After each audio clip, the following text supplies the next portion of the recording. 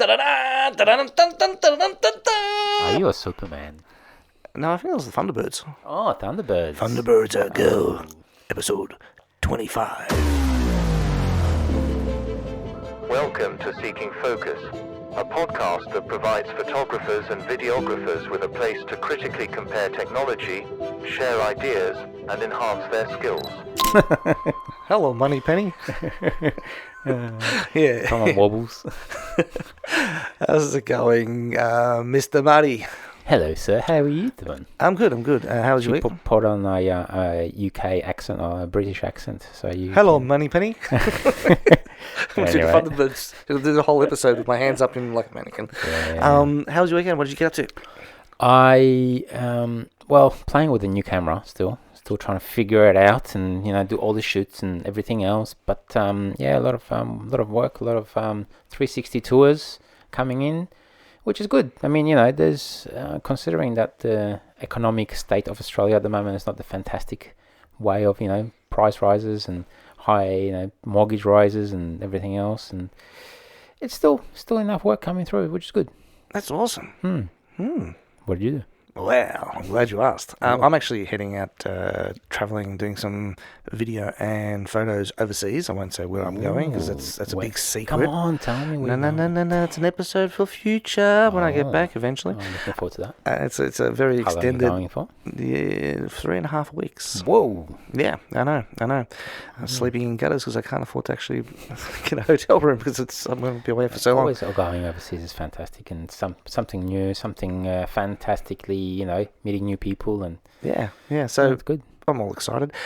So meanwhile, I'm trying to finish off all the ongoing projects that I've got. So I've just been going crazy and finishing off shoots, doing shoots. I'm still taking on clients even though I'm leaving. That's right. You're handballing stuff to me, which is a good thing. Yeah. So that's pretty much what I've been doing. Just trying to finish everything, burning the midnight oil, as they say. And I've developed this really stiff neck. I've got to go see a chiro. Because I've been sitting in front of the computer for so long.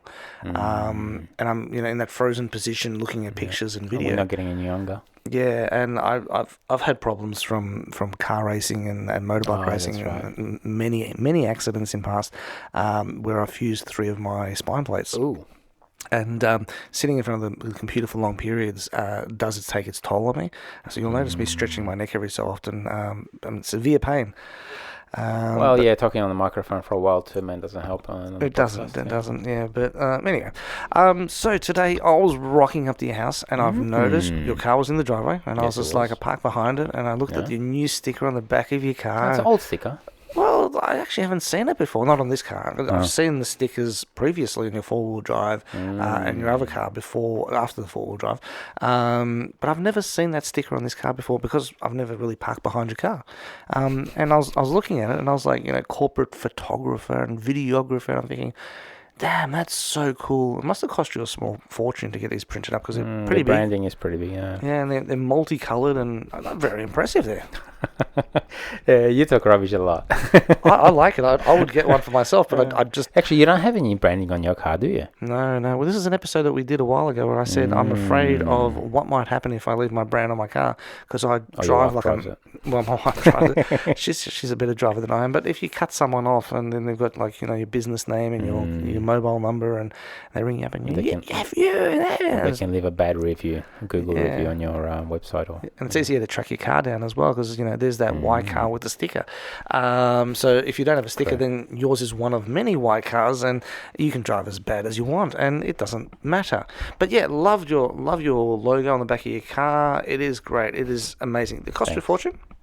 Yeah, it was a couple of $100, 100%. Wow. I was impressed, man. I want to get something like that. Well, it's changed. What do you mean it's changed? Unfortunately, I had to rebrand. What? What about stickers? Not happy about it, man. You got these big stickers. Yeah, they're still on it, and I've got to rip them out, and I've got to take them down and put potentially new stickers on. It's just so frustrating.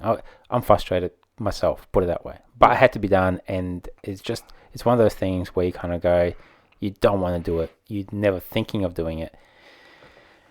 But out of my hands, out of my power, had to be done. I'm dumbfounded by this because I know how much effort I've had to put into my branding and how much effort you've put in. Yep. You created your brand, Melbourne Images and Melbourne Videographer, way before me. A long time ago. Yeah, you're doing it way before I. About 7-8 years ago now.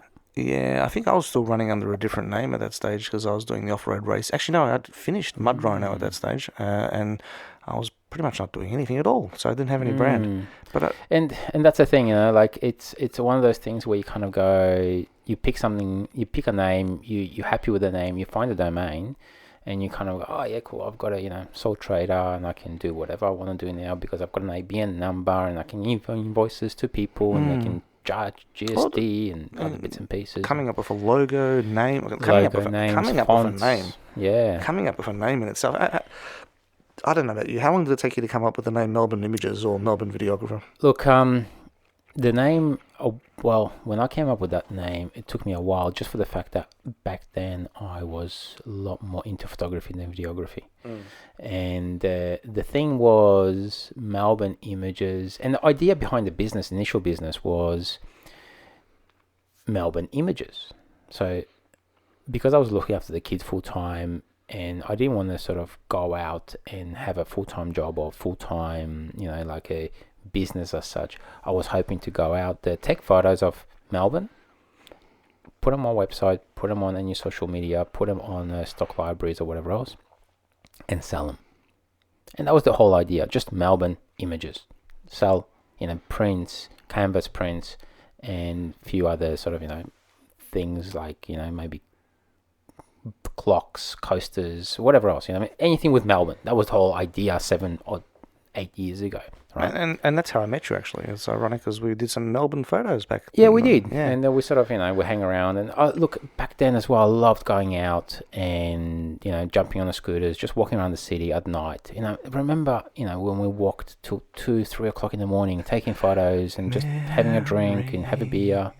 Like that was great. That's right. And then I came up with some great images and then, chuck them through Photoshop, make sure that they are looking fantastically well. They're long, big enough to be able to print in a large sort of format, 1.5 meters to 2 meters even, and it worked out well, It did. And it was a great name. It still is a great name. Yeah. My company name, which is Pixel Life or Pixel Life Studio. Yep. I think I came up with the name, produced the logo and everything in one night. Nice. I needed to register a business, and I was just like, what the hell am I gonna? And I thought, pixels. I work with pixels, and my whole life's around pixels. Pixel Life. Typed it in. There was no Pixel Life. I was like, it was available. Shit, yeah. And registered it. Bang. I went, oh, God, I need a logo because I can't remember what it was the next day. And there was something I needed it for by the next day. And I'm like, oh, I need a logo. So I jumped onto Photoshop and I started playing around. And I was trying to put pictures in there. And in the end, I just went, you know what?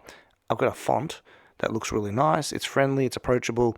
Pixel Life Studio. It worked. And I was like, I was so proud. It's just a word. It's my logo is just text. Simplistic,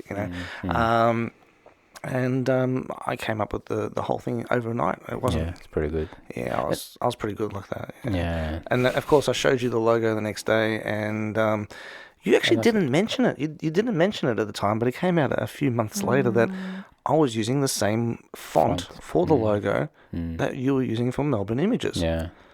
What are the chances out of the 10,000 Because hang around fonts? too much with each other, that's why. Yeah. Well, so we're both using the same font, and it started looking like sister companies. So it was really... Which we kind of are, which is good. We work out of each other's pockets, but but for me, my branding happened overnight. It was quite simple and straightforward. Which is great because, your branding is, Pixel Life, meaning, it's all generalized. It's great, where my one was Melbourne Images. So you kind of go, hey, this guy does images of Melbourne. Simple as that. Which I was happy with initially, but then... And we started traveling over the world and taking photos out of Melbourne. And yeah, not just that, but, you kind of, like I said, last 7 years, I did a lot more videography than photography. A lot more work. Well, that's what Melbourne Videographer came out, wasn't it? Yeah, it was actually, it's not a registered name as well, and you can't really register it either. It's already taken. But, I've got it, the reason why I did Melbourne Videographer because it was available on Instagram, and I think it's a really good way to say bring people or clients in. Yeah, no, I'm actually definitely. getting a lot more inquiries from Melbourne Videographer than sort of a Instagram or Facebook account than my other account. You know what I mean? Yeah. So it sort of having that name, it sort of brings a lot more clients in, but then I'm trading under the new name now. Do you know what I mean? But so Melbourne Videographer I thought it was sensational. Melbourne Images I thought was sensational. They're both friendly, approachable names. Yeah. And you want to get a name that actually means something, and it's sort of such a hard thing to do. Yeah, to represent what you're doing. In your case, I think Melbourne Images and Melbourne Videographer were just fantastic, and I've always loved them. But obviously something's happened, and you are no longer going to be trading under those names. So tell us what actually happened. So basically, well, this is very much an Australian thing. So if anyone else is listening around the world, I'm guessing it would be more or less the same. But the whole Australian thing is so you have to have I've got my ABN number, which is Australian business name, right, under my sole trader, which is under my birth name, right. And I was trading under that for a long time. Yeah, because as a sole trader, your business and you are the synonymous. So if you're a sole trader, it could be you or it could be your business. Yeah. It's still the same entity as such. So Australian business number, you get one, it works for your name or it works for your business. Yeah. So basically I was trading under that for, 7, 8, 10 years, whatever it was, because I was running an IT business before that as well. And it's just under my name. Simple as that. So you kind of go, all right, so why do I need a business name? That's the question. You know what I mean? Like in your thoughts, why do you need a business name? Why do you have to have Pixel Life, or why do you have something else? To me, like I'm not an accountant, and this is by all means none of we don't give any accounting professional ATO kind of advice, right? But this is just from our own point of view. Just to me is, why do you need to have a business name? Well, it's basically so people know who you are. But then you can just say, hey, I'm Melbourne Images, and that's pretty much it, no? But Melbourne Images is a name. Yeah, I know. But then why do you have to have registered? Well, because the point of registration, first of all, is to say that you are a business, so you can do all the tax stuff and all that. But it's also so that no one else can compete against you using the same name or pretend to be you. Yep. So, you go off and do the trademarks, you do the business names. For predominantly more so, the trademarks more to protect you, but the business names and all that is for tax purposes. Yeah. And there are benefits to it. So basically I did that, right? So then I kind of, I didn't... Okay, so let's step back a little bit. Sorry. So basically, I created Melbourne Images from my own, and the only reason why I created Melbourne Images because number one, the name sounded great, and the domain was available. So melbourneimages.com.au. Fantastic, easy to remember, easy to spell, easy to memorize or whatever else, right? But then when I would try to register that business name, I went to the ABN search, the Australian government website, and you kind of type in Melbourne Images. I want to register that name. Boom, not allowed. And I was like, ooh, okay, so there must be another Melbourne Images business. And there isn't. So I was like, what's going on? You know what I mean? So there is another one, very similar. So it's Image Melbourne. So when I basically wanted to register Melbourne Images, the Australian business, whoever the company is, ASIC. Australian Securities and That's how Investments much I know about this sort of stuff. But the whole process, I've learned so much over the whole thing, and that's why we're doing this episode. Because you trying to register this name, and Melbourne Images is not available because someone else has Image Melbourne. So I've tried to register it, and I've sent them an email saying, try to argue it. This is totally different business. They sell,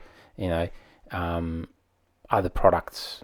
They're not actually supplying what I'm supplying, and then, and then you kind of go, well, if they're going to say no for me to register the business name, then I need to come up with something different.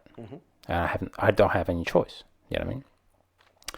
what brought So what made you need to go off and so register? what brought this on is if you listen to the podcast and you know about me, I've became a drone pilot.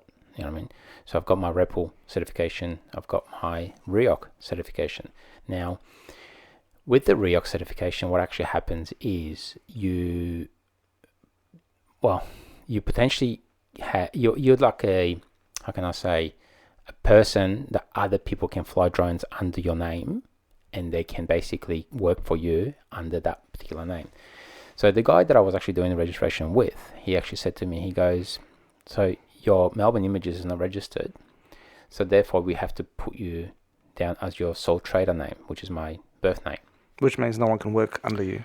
Well, potentially they can, but it will be under my name as such, not a business name as such. You know what I mean? Okay. So then he goes, look, I highly recommend you getting a proper name, a business name, to be able to do that. Which I didn't have to do it, but, you know, like if I'm going to scale this business up and then obviously have other people working for me, it wouldn't be potentially professional enough to just work under my name. They have to work under a business name as such. And that's one of the reasons why I just like, you know what, crap, I just got to change the name, change the branding, change everything around. So that was the main reason why I did that. Make sense? Couldn't you have just gone off and registered Melbourne Dronographer? Potentially. Did you think of that one? No, I haven't. So you know what? I didn't and have a lot of time to actually think about the whole name change as well. But, you know, it came up with, you know, like a few names, and then I checked with the wife, checked with the kids, and checked with you, which you hate my new name. But, you know, I was like, no. And then I was just like, you know what? I'm just gonna put something together and just do it. Which just happens to be the name that you've gone with. Just Do It Photography. No, just joking. Yeah, Nike. Yeah, Nike would have come after you with a trademark on that one. They would, wouldn't they? Yeah. So look, you know, that's the reason why I actually basically had to do it. Okay, so I think, in short, can I do a summary? Because this is doing my head in. Trademarks and all the rest do my heads in. You are a drone pilot. You wanted to have your registration done under a business name. You didn't have your business name registered at the time. You went to register it. You found that it was too similar to another business name. It wasn't allowed, so you had to come up with a new name because of it. All right. What is the new name? Okay, so the new name is One by One Media. So the reason why I chose One by One Media is because One by One Media is still available, which I've checked very hard. Have you registered it? I have registered it. Okay, so that's good. I've actually registered 4 different options as well. So One by One Media, 1x1 as in numerical, 1x1 Media, 1 by 1 dot. Oh, that was the domain. There's a couple of, there's a lot of, so 1 numerical by 1 media. So there's like 4 different options. Then you told me to do that. So don't blame it on me. Look, it's not that expensive, I guess. You know, like at the end of the day, you're paying like $30 a year or whatever it is, and it's I think I've registered for the next 3 years, so it's only sort of costing me, you know, probably a couple of $100, and just the next 3 years, I don't have to worry about it. I don't need to be done with it. And you're official, you're a business. And then potentially officially trading under a wider, broader scope business name as such. You know what I mean? So to me, that was sort of, you know, a big benefit, just rather than having Melbourne Images and a lot of people saying, all right, this guy's Melbourne Images and he just deals with photography or whatever else.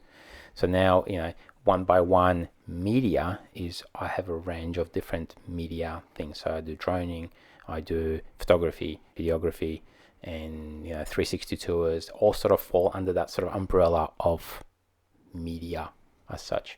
But One by One is, I'm one, and then by, you know, Evan is another one. Don't drag me into this. You've changed your name. Shame on you. Look, it was such a hard thing to do, though. It's if anyone's thinking about it, you really got to think about it 3 times. And spend some quality time coming up with names, and don't rush into it. I know that you passed so many names by me, and I was laughing at you most of the time. I was like, I think we had a discussion on Messenger, Facebook Messenger, for about a whole day just about that. And then the phone calls. Don't forget the phone calls. I was driving to jobs, and you ring me up. What do you think about this one? I was And just, like, I couldn't, shit. it was just couldn't decide. And the thing is, like, it's such a hard thing to do because, you know, the spelling's got to be short, straight to the point. Yeah, you can't have, you know, like really extreme spelling, and, you know, people can't find you, and, you know, so one by one was very easy, you know what I mean? And then obviously the media behind it, it's easy to spell, easy to remember. Like I said, you know, it's just easy name, but you still don't like it. Well, you could have also registered Melbourne Mediographer. Yeah, I guess I could. I don't know, but, you know, how many? So the funny thing is, though, Melbourne Images. you know what the funny Melbourne thing Videographer. Melbourne Mediographer. Videographer. do you know what the funny thing is? My wife had no idea what's a videographer. So she heard of a photographer, but she never heard of a videographer. And the reality behind the whole sort of the video component is, I'll probably say 70 to 80% of businesses and people out there, they've got no idea what's a videographer. That's my thing. I think like 1% actually knows what a mediographer is. Like, Yeah. I sometimes use that word and people go, well, what's a mediographer? Yeah. I'm like, what do I work in? And they're like, oh, you do audio, you do video and photos. And that's mediographer. Oh, yeah. Yeah, see, so that's what I mean. Like, you have to be able to, straight to the point, you got to be able to sort of, people just, you can't assume that people know. Do you know what I mean? That's why this name is sort of easy to remember and everything else. The funny thing is, though, it's, you know, I've registered the business in One by One Media. Mhm. The domain was available, great. So onebyone.media.com.au. Then I've registered onebyone.media. No .com.au, no, I think just onebyone.media. Mhm. Which I think is good because it's sort of, you know, straight to the point. No extra .com.au's and can be generalized. I've registered also 1x1 Media. So the whole branding and everything else, it's sort of, it really does your head in. You know what I mean? So you've changed your name. So that means that you've had to basically change your domain. So you've had to register all new domains. New domains. Um, I've created a new website as well. New website. Mm-hmm. Your stickers on your cars need to all be replaced. Yep. Business cards have to be replaced. Yep. Email address, that also has to be changed. Correct. Right? So at the moment, I'm forwarding my marty@melbourneimages.com.au email to my marty@onebyone.media. Until people become familiar with it. Correct. So you actually had to change email addresses. The reality behind it is people are going to go, what do I need to have a business name? No, you don't. Well, the thing is, okay, so hang on. Go back to the email component. I mean, I know a lot of people that run businesses with, you know, evans@gmail.com, which is cool. You know what I mean? But the way I look at it, it's number one, it's not professional. Well, yeah, if your client's looking, me personally, if I'm going to hire someone and they've got a Gmail address, you know, you think twice. I'd be like, okay, is this person starting off? It doesn't have a professional finish to it. Correct. On the subject of email addresses, do not use sexual references for your email address. This is when I was. Did you have one? Did you? I did. I was working for a government department many years ago, and we were doing recruiting at the time. And someone sent in their application, right? The applicant was sensational. Recruitment, right? okay. Recruitment, yeah. But the problem was their email address. And as soon as I saw that email address, as did everyone else in the office, they were just like crossed out. Wow. So they had the skill base, they had everything. But when we saw the email address, Professionalism, we just went, nah, this is not the person we want working for a high-level government department. It was bigboob69@hotmail. And I shouldn't have said that, right? Because everyone's going to be sending emails to bigboob69@hotmail. You know, when you're trying to pass yourself off as a high-level government official working in a professional in full stop. Full stop. Full stop. We don't need to know that you're into 69s. We don't need to know big boobs. That's exactly right. If you're going for a professional job, if you're working professionally with other clients, with other professional people, you need to be professional. Simple as that. Exactly. I mean, see, if she had gone off and created a professional email address, then it would have been different. So if she was, if I was sending an email back to her, Sally@bigboobs69.com, that would have been a little bit more professional, you know. But no, but seriously, sorry, I still laugh about it to this day. Why would you apply for a position with that email? Anyway, but having a business name does give you that edge. It makes you look professional. And if a big corporate client is looking to hire you and they see, Big Boob 69 at Hotmail, they're not going to take you seriously. Yeah, I agree. It'll be someone with their DSLR who's, literally got it for Christmas, and they're I'm a videographer because I got a camera. And I think the email as well has got to be, like I said, like the name, it's got to be short. It's got to be easy to remember. It's got to be, straightforward. Big Boob 69 is an easy one to remember. That is, So my new email address, wrong reasons. like I said, my new email address is Marty at 1by1media.com.au. So people, as soon as they type in Marty, I'll be the first one, hopefully in the Outlook or whatever else to come up with. You know what I mean? Additionally, onto that as well is like having a business name on Google. You know what I mean? So having other people leaving reviews and other sort of things to make sure that you got photos. So if you type into Google now 1by1 Media, I will hopefully be the first one to come up. It will take a while with SEOs and all that crap. And the thing is, you've raked up quite a few positive reviews over the years. You can't transfer those on Google. They're pretty much strapped to the old name, and there's no way you can drag those across. But the thing is, with Melbourne Images, I was never registered as a Google business as such. Melbourne Images. Oh, weren't you? No. So I mean, I've got. Most of my work, 96% of my work comes through word of mouth. You know what I mean? Wow. And I don't use any advertising at all whatsoever. You know what I mean? And the thing is, in the past, when you typed in Melbourne Images, what would come up? Just Melbourne Images. You know what I mean? Although my website was melbourneimages.com.au, I would never come up on the Google search because, So that's important that you pick a name that's very unique and won't... have cross references to other things. Also on the subject of actually carrying reviews over from one domain name to another. Yeah. There was an issue a while ago at Google where they've doubled up my actual name. Yeah, I've noticed that. Yeah, so I've got two Pixel Lives in Melbourne. So one's Pixel Life Studios and one the other's Pixel Life. Just Pixel Life. Video? Oh, just Pixel Life, yeah. So, and what happened was I said to them, look, it's the same company. I want to close one of them down. And they're like, oh, no, we can't do that. I'm like, why not? We can't do it. So they're actually outright saying, no, they're not going to close it down. So I'm stuck with two accounts. And I'm surely you can do it though. I mean, you probably need to speak. You know what? To be honest with you, though, like exactly the same thing. Like I started diving in because I've registered the domain name and names and everything else, and then Google sends me a message saying, "Oh, here's $600 worth of free advertising and all that sort of jazz." And I said, "Okay, cool. Let's try to use that."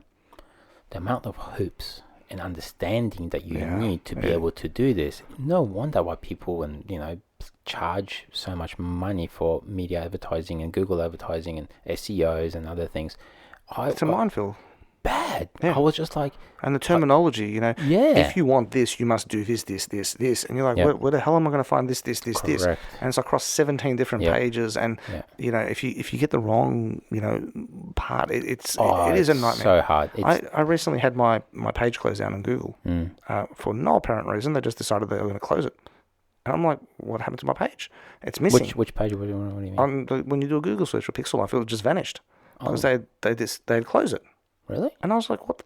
So I had to get in contact with them. Now, maybe they closed the wrong one because you said that... No, this was just a couple of days ago. Oh. So trying to actually, for no apparent reason, it said it violated some of their requirements. And I'm like, it's been there for like 6 years. It's never violated anything. Nothing has changed in 6 years. Not even my trading hours have changed. And they discontinued it. Basically, it was no longer there. Because I actually noticed there was suddenly a drop off in calls. And I was like, why is it? I couldn't click. And then one day I went looking for something on the page. It wasn't there. Yeah. And just trying to find an actual contact detail to be able to get in contact with Google to actually say to them, hey, next to impossible. Yeah. It was a nightmare. So, it does pay off to have someone, unfortunately, do and that. I think it's definitely worthwhile. I mean, the wife always tells me, she goes, you got to Google yourself from time to time to see what comes up. Yeah. Don't Google me, please. But, you got to Google your name and then your business name and see what actually comes up. Because if in the past, and this was like a long time ago where I had one of my clients, they were in a building industry and whatever else, and they actually got a lot of bad reviews. You know what I mean? And once you get a bad review, you can't get rid of it. Well, yeah, and then thing is, Unless the person who gave you the bad review revokes it themselves. Yeah, there was something, I don't know. No, this was before Google Ads, I think it happened. But anyway, look, more or less, I was in IT, and I've managed to find like the website or whatever else that these reviews were actually left on, and they've contacted that website, the person, because there was no contact people for that particular website, but I've managed to find it through ABN search and other things and other whatever other avenues. And then you went around to their house. No, and I just gave those details to the client, to my client, and they contacted. I'm the only one who does that, right? Knocking on the client's door. No comment. You want to change that review? I know where you live. But yeah, like they managed to actually contact that website, the owner of that website, and they actually took down some of these bad reviews that they were not relevant. So yeah, look, this to be able to do certain things on on the Googles and like all these Google ads and other things, it's you need a degree for this stuff, man. Yeah. Like you're trying to run a business, and it's just next to impossible to be able to run this business without having all this extra knowledge and everything else. And I got sucked in by this $600 thing.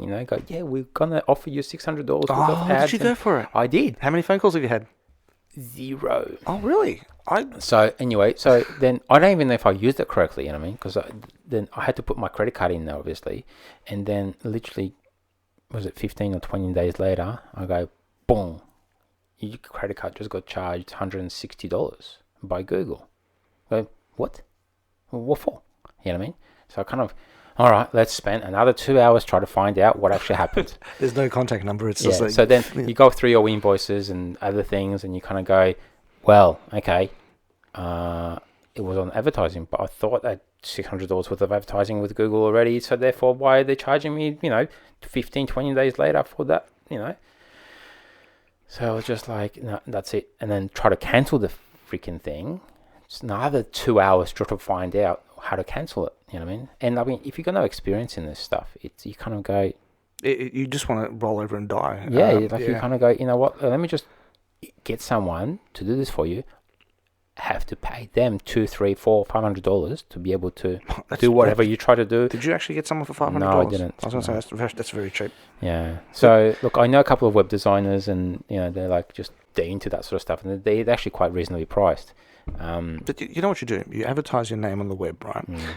So your web page, and give it about 3-4 weeks, and you'll start getting these phone calls from people from overseas telling you they can get you on the front page of Google. Yeah. So you only have to pay like a couple of $100 for them. And that's the thing. Like, by the way, just sorry, someone stop you there. Do not pay the $200 or whatever they're charging, because you'll never get any. Yeah, that's right. They're all scammers. Just and heads up. I know businesses that pay, like Daniel from Visual Production Agency. You know what I mean? I mean, we had him on the show before, and I know for a fact that he spends like $1,000 a month just on advertising. But it works. Well, it works for him because he's obviously getting, like, his production is much bigger than, I mean, every production that he does, it's at least $10,000-$15,000, and then he brings all these extra people in, makeup and other things. What we do, we kind of go in, shoot it, edit it, give it to the client. Yeah, I mean, my makeup team is basically my daughter for crayons.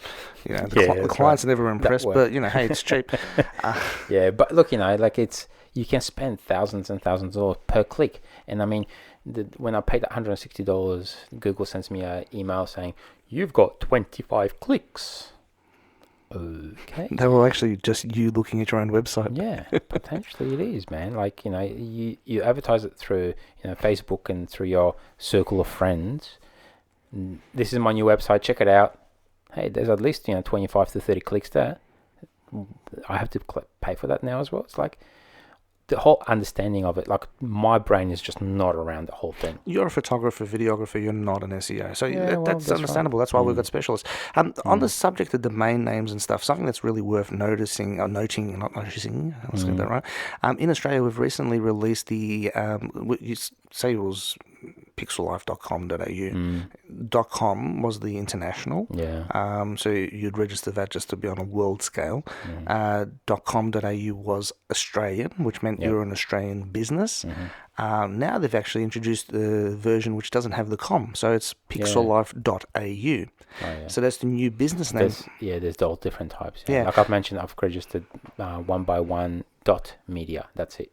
I actually didn't even know there was a media. Yeah, There you go. it's dot media. Yeah. Okay, so the thing was that all these different domain names, you've actually got to keep buying them and registering them so no one else comes along and pretends to be you. Unless you go for the trademark.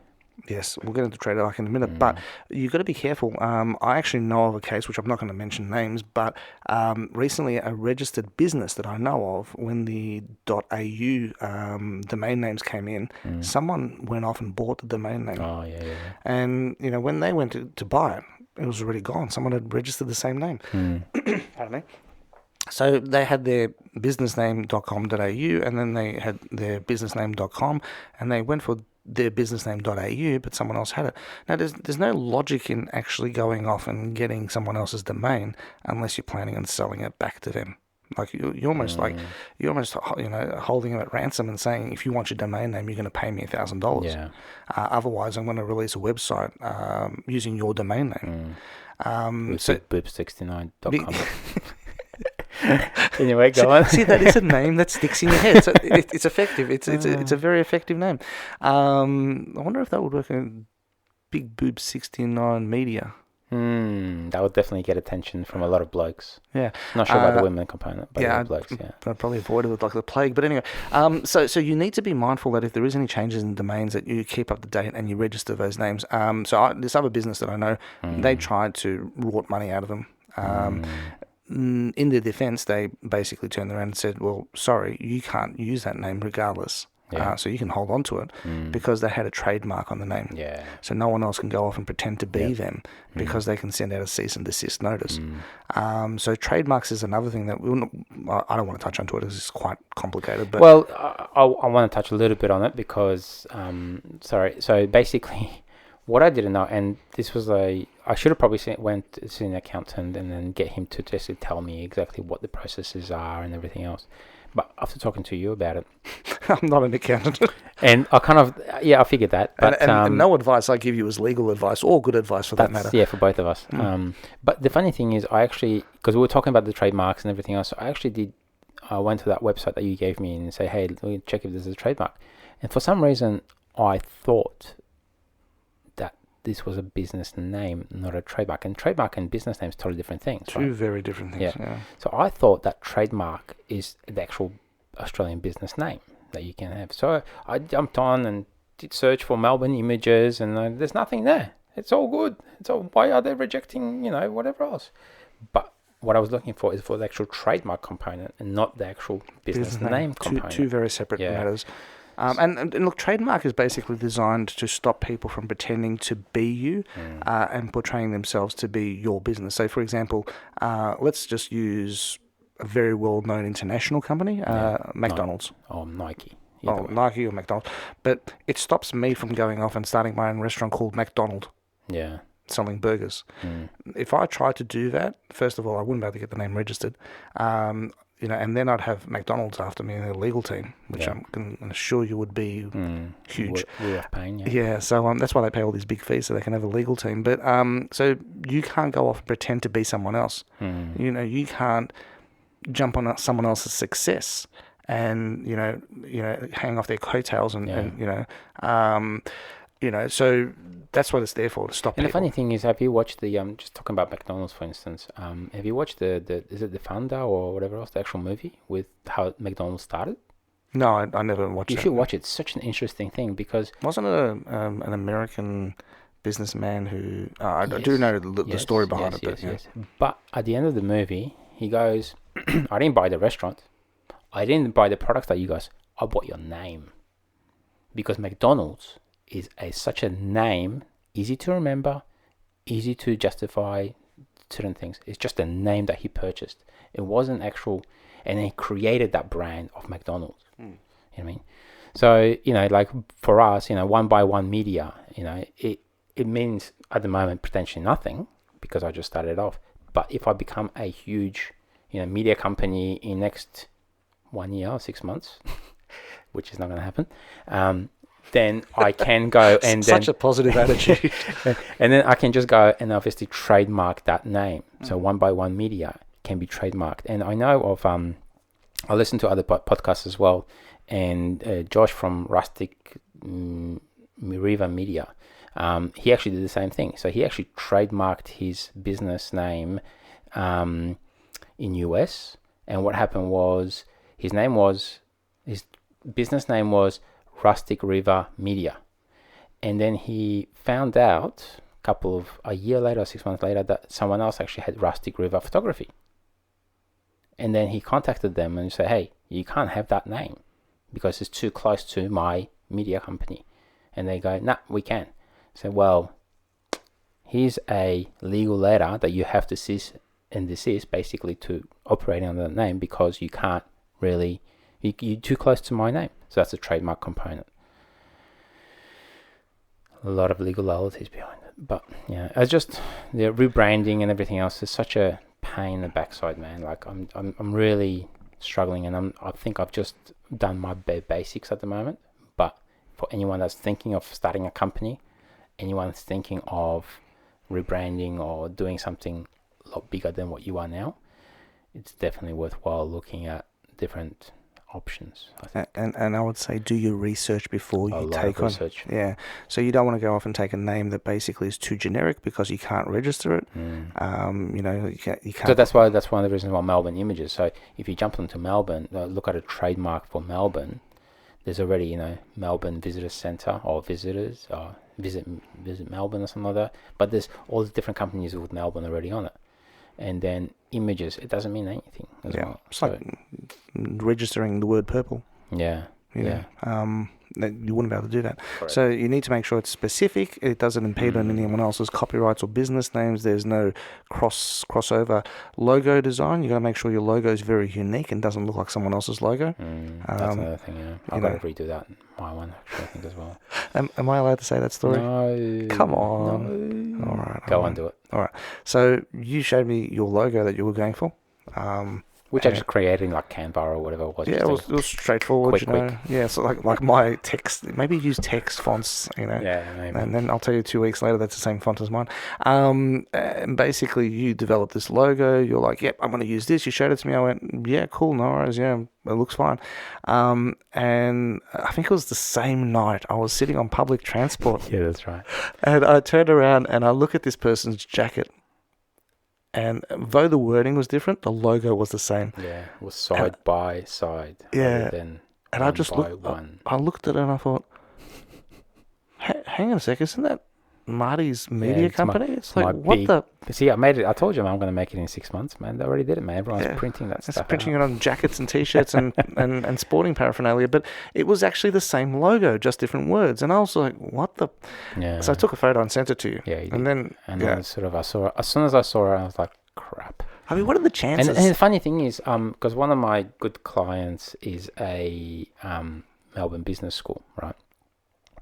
And they do a lot of work with businesses and obviously logo creations and other things. And I was speaking to my contact there, and she actually said to me, she goes, "You need to change that straight away." I go, "What do you mean? What's wrong with it?" Because I didn't even. This is before you even sent me that photo of that person wearing it, my logo on the back of his jacket. But anyway, I thought you were making it big in a matter of hours. Yeah, she actually said to me, she goes, "You need to change that logo." I go, "What's wrong with it?" She goes, "A lot of people, if they look at that logo, they actually will not do business with you based on that logo. Just like on the big boobs thing, you know what I mean? A lot of people sort of," and I said, "Give me an idea why," you know what I mean? And then the idea was, she goes, "Because you got the by integrated together, BY, and that almost looks like a," she said, I can't remember what the word she used, but it's almost like it's two together. It has to be separate. It has to look something different.